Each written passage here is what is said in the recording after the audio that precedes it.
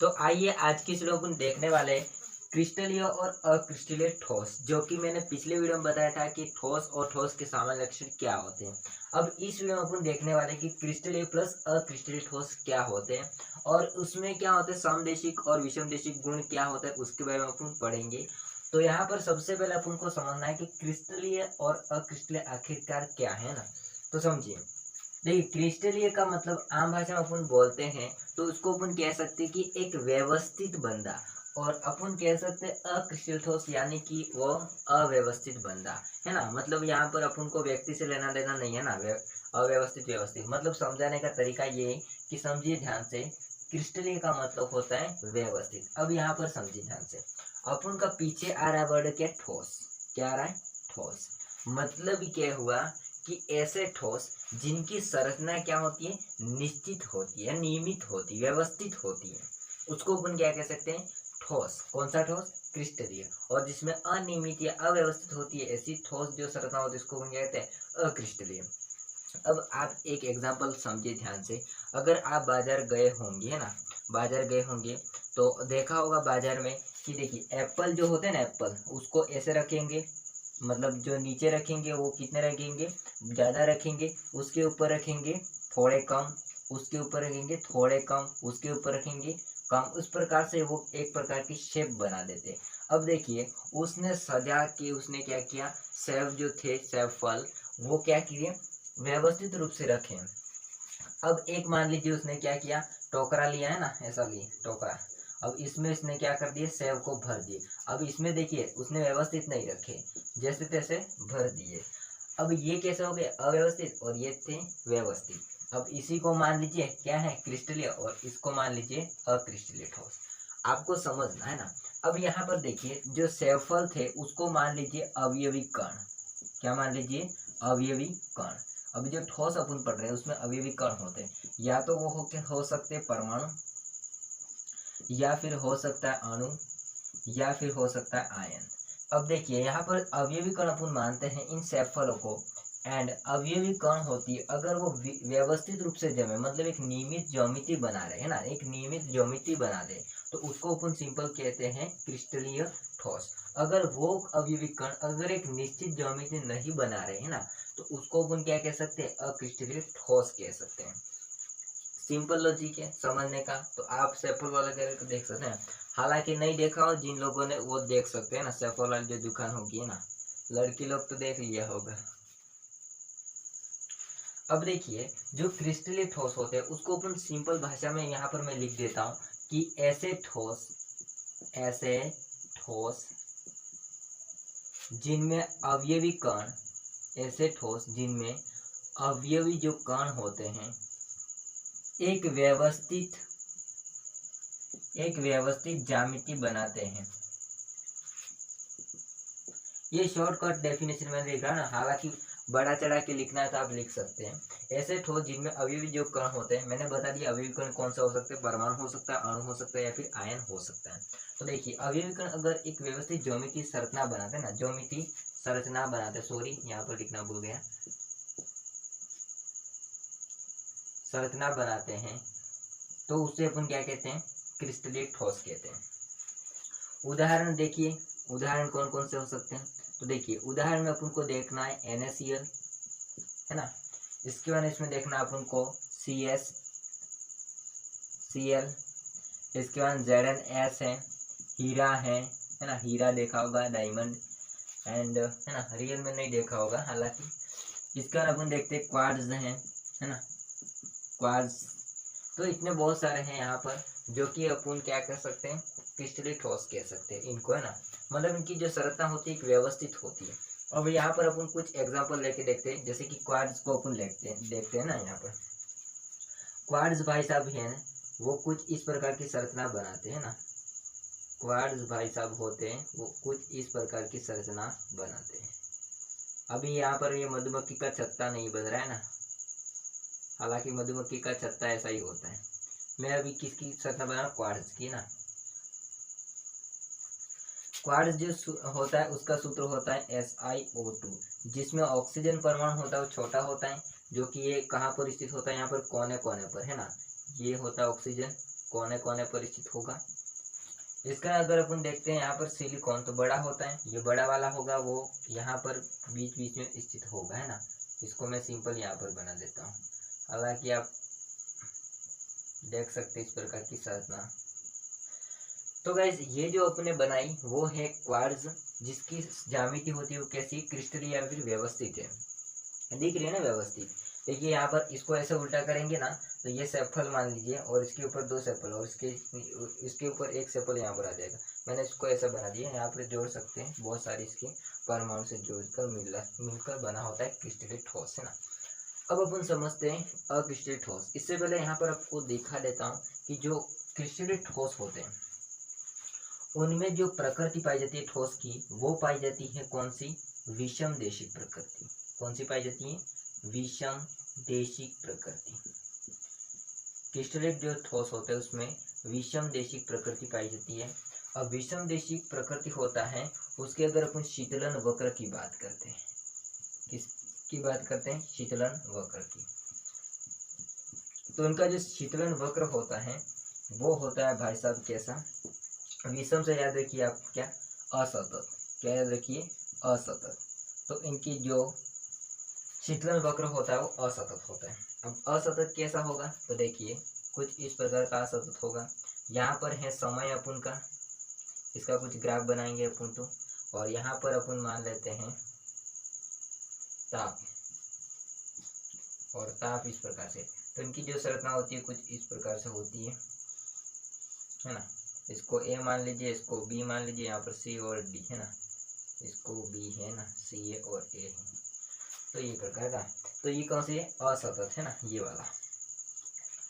तो इस प्रकार से क्रिस्टल ठोस हो जाता है। और क्रिस्टल जो ठोस होते हैं उसमें ठोस की जो प्रकृति होती है, सॉरी यहाँ पर ठोस की प्रकृति पूरा लिख देता हूँ मैं, आपको समझ में नहीं आएगा फिर।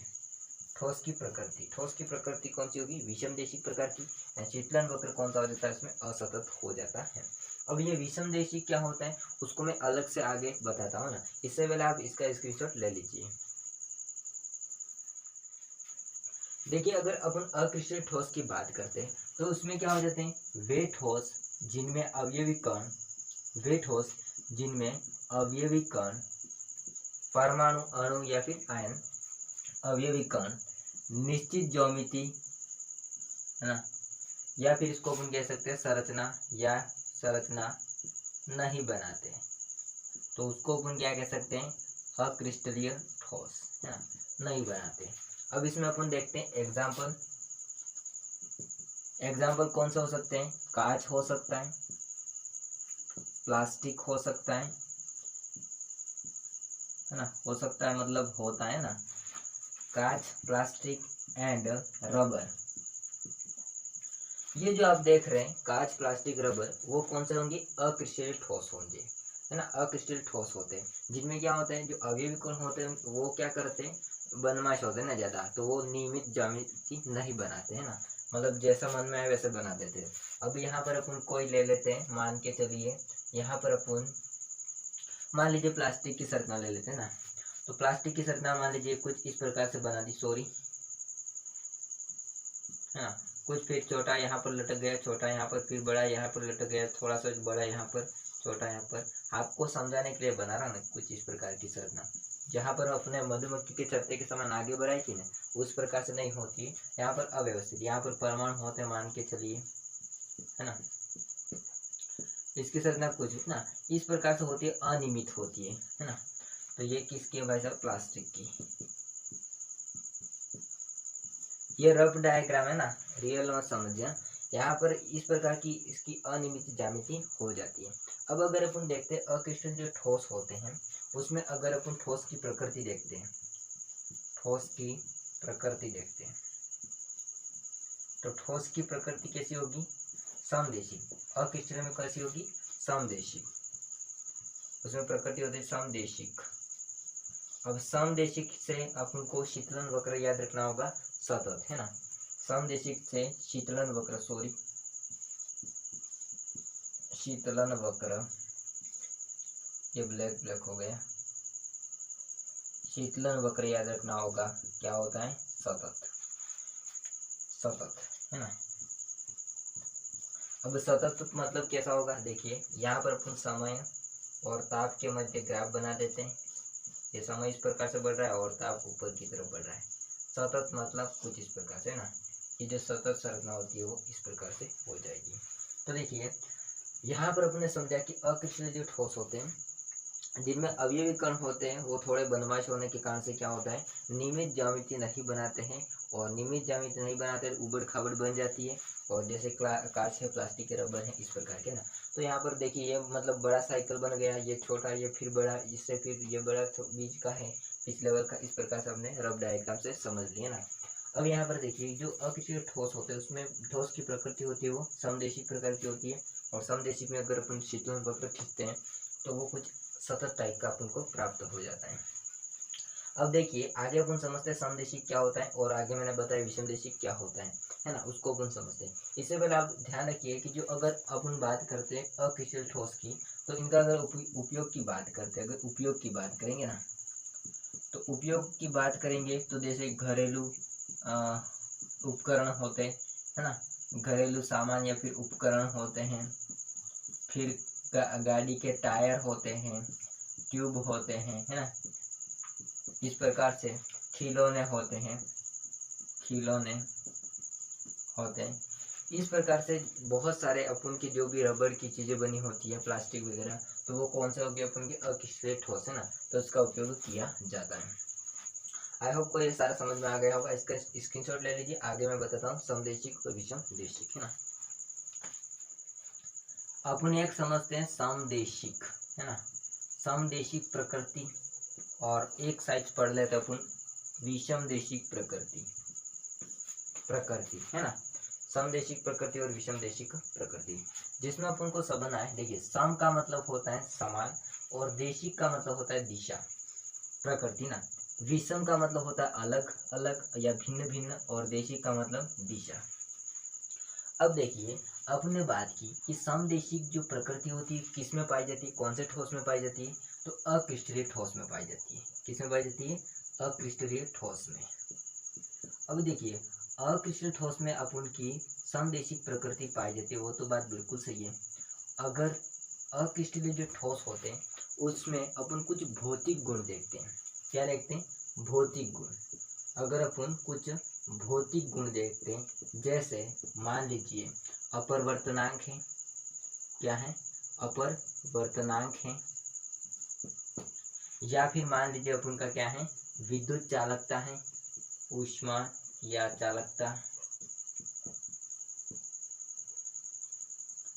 ऊष्मा या चालकता, यांत्रिक सामर्थ्य। तो देखिए ये जो कुछ भौतिक गुण होते हैं उनका जो मान होता है ना, इनका जो मान होता है वो क्या होता है, समान रहता है। समदेशिक मतलब प्रत्येक दिशा में कैसा रहता है, समान रहता है ना, का मान प्रत्येक दिशा में कैसा रहता है, प्रत्येक दिशा में समान रहता है, दिशा में समान रहता है, इसलिए इसको अपन क्या कह सकते हैं, समदेशिक कह सकते हैं। तो समदेशिक कौन हुए, अक्रिस्टलीय ठोस, है ना।